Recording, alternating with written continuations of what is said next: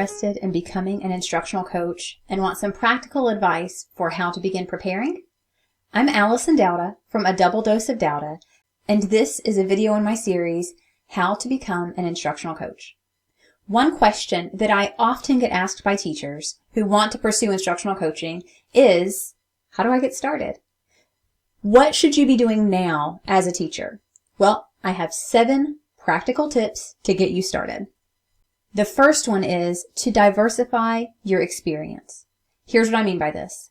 If you have only ever taught one grade level or one subject area, I would recommend that it might be time to switch it up.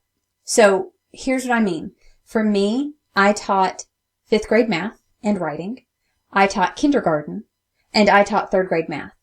So for me, even though my specialty was the area of mathematics, I still got some different experiences in getting to teach 3 different grade levels, getting to work with different teams, having to start all over again as a first-year teacher feeling whenever you switch grade levels.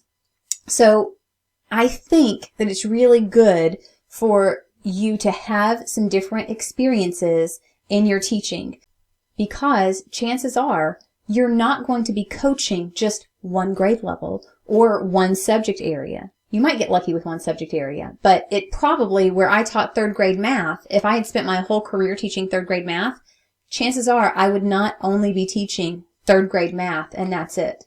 So if you're an instructional coach for a school, then you're going to have to do all the grade levels, all the subject areas. If you are for a district, maybe you are the math coach for a district, then you may only be doing math, but you're going to have a lot more grade levels that you need some experience with. So my number 1 tip is diversify your experience, because ultimately that's going to add credibility. That's going to help you when you are interviewing for a position. That's also going to help you when you are actually an instructional coach, because you're going to have more credibility with teachers because you've done more than just one thing. So that's my number 1 tip, is to diversify your experience. My second tip is kind of in line with that, but it's to try new things. So here's what I mean. There are lots of buzzwords in education. I'm not saying that you have to get on every trend train that comes through, but if there are some things that seem like they're good pedagogy and something that's good for you to try out with students because it's something that other teachers might want to try out, try it. Just do it. For me, that thing was small group rotations. I had never really done that before, started learning more about it, and just jumped in and started doing small group instruction. Another thing that I did was Genius Hour. This idea of 80-20 time and passion projects, those are brand new things that I had never done, and I tried them out in my classroom. Some other things that you might want to try in your classroom, maybe you want to start a little smaller, but something like interactive notebooks. Maybe you want to try escape rooms in your classroom.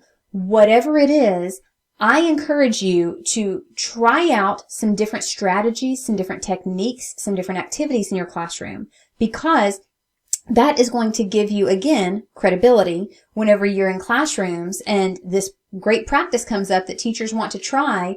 Well, if you have experience and can speak to it, then that makes what you have to say all the more valuable to those teachers. But also, it helps you in knowing exactly what it takes to go through some of these steps, to have to see what works well and doesn't, and to troubleshoot some different things. So almost essentially being able to coach yourself through some experiences. I just think that's super important when it comes to taking risks, and it's going to make you more open to trying things in your classroom. And all around, I think try new things. Don't do the same thing that you have been doing for 10 years because you just figured out the greatest thing. Try something new. Number 3, take on some additional responsibilities. Now, I know this is something that some people hear and they're like, oh my gosh, Allison, I don't have any time for any more responsibilities. I'm trying to get rid of things. I get it. I understand. So be selective about the things that you take on. I'm not saying take on extra cafeteria duty, when you need to. Now, if you want to and you want to be a team player for your school, all the power to you. I think that's great. But that's not what I'm talking about here. When I say take on additional responsibilities, I'm thinking if your school or your district offers teacher leader positions, start there. If your school needs a testing coordinator and that's something that you think you could handle, do that. Take on these things that are potentially going to build your resume and build your experience for your interview, as well as later down the road for when you get a coaching position. Tip number 4 is lead some professional development. Whatever professional learning you can provide, start doing that. Now, I know that some teachers have it in their heads, well, I'm not an expert at all these things. I can't do all these things really well. I don't know the newest and coolest and greatest and whatever. That's fine. You don't have to know everything, but what you need to do is pick something. There is something, some magic that you have in your classroom that you can share and that teachers in your building or district would benefit from. If it helps, start smaller. Think of something that sets you apart in your classroom and ask your principal if you can share that with teachers in your building on a professional learning day. Maybe something in your district, if there's a district-wide professional learning day. Now, here's the thing. I'm really going to push you on this one. You ready? Because either you're hearing this and you're saying, oh, well, I already do all that stuff. Great. Or you're hearing this and you're thinking, well, I don't have an opportunity. My district or my school doesn't provide me opportunities to do this. Okay. Here's what I'm going to say. In both of those situations, get ready. Think bigger. Find a conference that you like attending or one that you would like to be able to attend and start submitting applications to present at bigger conferences. Maybe it's not just in your school library with your teachers, but maybe there's something more. Don't be afraid that you aren't good enough or that you don't know enough. Take it as a learning opportunity for yourself to start growing into that professional learning role. And again, you don't have to know it all. You just have to know something that you can share and it's going to be of value to other teachers.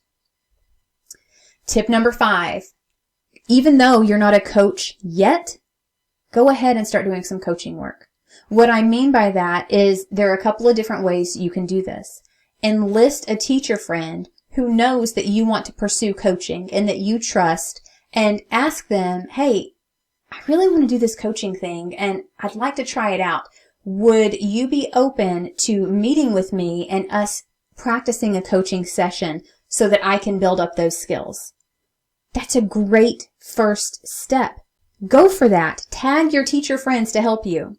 Another option, another path you could take, or do both of these, is that you can take it upon yourself to start helping with mentoring new teachers in your building. So in that, I don't mean you go in and you tell them what to do, because that's not what coaching is. And when you're coaching your friend, don't go in and tell them what to do. Instead, practice going in and listening, having conversations with a new teacher. Ask them how they are. Ask them if there's anything that they're needing help or support with. Do these small things as little building blocks because coaching is all about relationships. And so building these relationships and building trust with these teachers, if you can continue that, it's going to develop into something bigger given some time. So be a little patient, but go ahead and start working on some coaching. Number 6 is shadow an instructional coach. What did you do when you were in school and you had to learn about teaching? You had to go and observe someone teaching. Now, one thing that I tell all aspiring teachers, like young students that I know who they say that they want to grow up and be a teacher or they're in college to be a teacher, the advice that I always give them is spend as much time in classrooms as you possibly can. And don't wait until it's required for you to do that for one of your classes. Instead, go ahead and schedule your time so that you can volunteer at an elementary school or wherever it is that you want to be, just so you can see if you like it. Because here's an honest truth. Have you ever met a student teacher who as they were going through student teaching, they decided, I don't really like teaching. I don't know if this is what I want to do. How awful to get through all of that and get to the end of your college coursework and decide, oh, I don't really want to do this that I've spent thousands of dollars and hundreds of hours completing. So I give the same advice to teachers who want to become instructional coaches. Ask for a professional learning day, if your district offers those, to go and shadow an instructional coach in your district and another district. If your district doesn't allow you professional learning days, I'm telling you, it's worth it. Just take a professional day, take a day off of work, find someone that you can connect with, and go shadow them for a day. I'm telling you, that will be invaluable. Because again, this is one of those things, we're going to talk about interviews in a later video, but this is one of those things where not only does it build your experience and allows you to speak to things in an interview, but it also lets you see if this is something that you want to do. If you don't enjoy it, don't spend time pursuing it.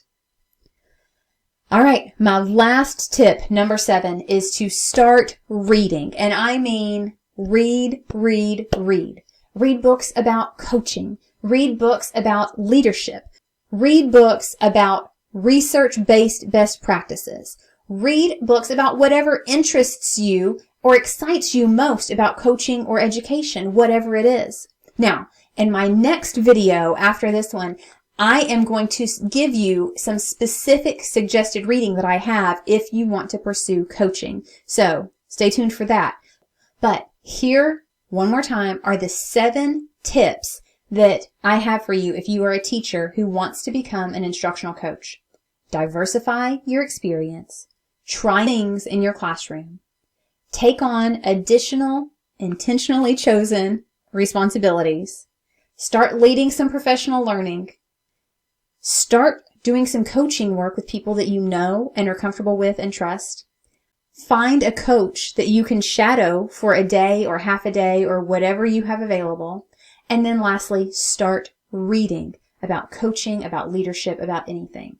So, which of these ideas are you going to try first? Because I really think you should do them all. So tell me which 1 or 2 are you going to pick to start with. I would love for you to let me know in the comments. And very best of luck to you as you are pursuing this journey toward instructional coaching. As always, thanks for watching, and we would love for you to subscribe to our channel.